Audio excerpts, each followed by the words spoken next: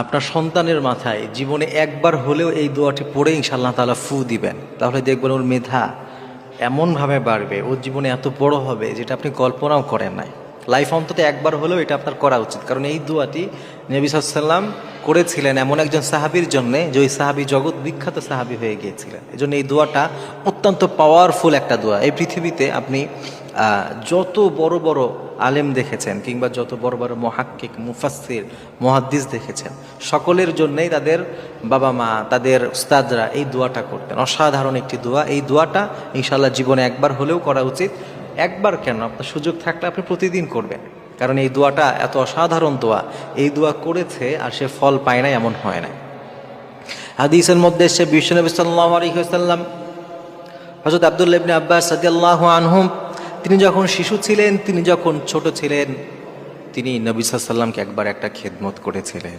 আমার নবীজি তার উপরে এই পরিমাণ খুশি হলেন, এই পরিমাণ সন্তুষ্ট হয়ে গেলেন, নবীজি তাকে ফু দিলেন, তার মাথায় হাত রাখলেন। এরপরে এই অসাধারণ দোয়াটি পড়ার কারণে মুহাদ্দিসিনরা ব্যাখ্যা করেছেন আল্লাহ তাআলা তার জেহেন জাকুয়াত এই পরিমাণ বাড়িয়ে দিয়েছিলেন। আল্লাহ তাআলা তাকে এমনভাবে বিশ্বনবীর এই দোয়ার কারণে কবুল করেছিলেন, তার মতো মুফাসসির এই পৃথিবীতে আজ পর্যন্ত তৈরি হয় না।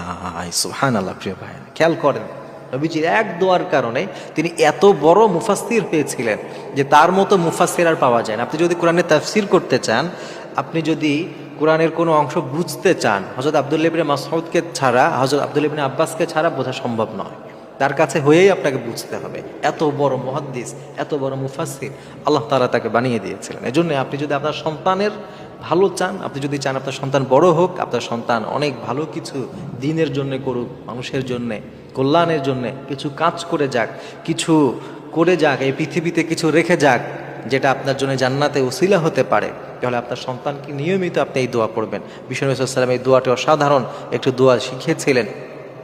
নবী সাল্লাল্লাহু আলাইহি ওয়াসাল্লাম হযরত আব্দুল্লাহ ইবনে আব্বাস রাদিয়াল্লাহু আনহুকে এই দোয়া পড়ে ফু দিয়েছিলেন, আল্লাহুম্মা ফাক্কিহহু ফিদ্দীন, আল্লাহুম্মা ফাক্কিহহু ফিদ্দীন ওয়া আল্লিমহু তা'ওয়িল। এই অসাধারণ এই দোয়া বিষ্ণু সাল্লাল্লাহু আলাইহি ওয়াসাল্লাম করেছিলেন যে আল্লাহুম্মা ফাক্কিহহু ফিদ্দীন, এই এতটুকু অন্তত করবেন। এরপরে ওয়া আল্লিমহু তা'ওয়িল, এই চমৎকার এই দোয়াটা আপনার সন্তানকে আপনি করেন, ওর মাথায় হাত রেখে করেন, ওকে এই দোয়া পড়ে ফু দেন, ওকে শেখান। আপনার স্নেহের যারা আছে তাদেরকে এই দোয়া পড়েন। সবসময় এই দোয়াগুলো যদি সন্তানের জন্য পড়েন, কিংবা যাকে চান আপনি সে জেহেন জাকুয়াত ভালো হোক, তার মেধাশক্তি ভালো হোক, অনেক ভালো কিছু করুক, আপনি নিয়মিত তার জন্য এই দোয়া পড়বেন। নবী সাল্লাল্লাহু আলাইহি ওয়াসাল্লাম এই হাদিসের দিকে খেয়াল রেখে, আল্লাহ তাআলার উপর বিশ্বাস রেখে, তাহলে দেখবেন আপনার সন্তান ইনশাআল্লাহ তাআলা আপনার চক্ষু শীতলকারী সন্তান হবে। ও জীবনে এমন কিছু